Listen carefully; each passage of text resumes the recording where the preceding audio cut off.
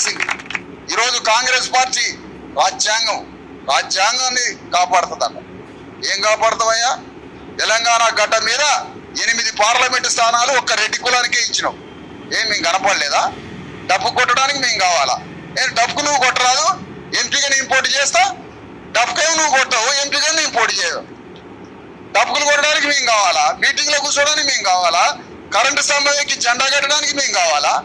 ఇన్నిటి మేము కావాలా? ఎంపీలు మాత్రం 8 పార్లమెంటు స్థానాల్లో రెడ్లకి కేటాయించింది కాంగ్రెస్ పార్టీ. అంటే నువ్వు ఆల్రెడీ మా రిజర్వేషన్లో తీసి పారేసినావు.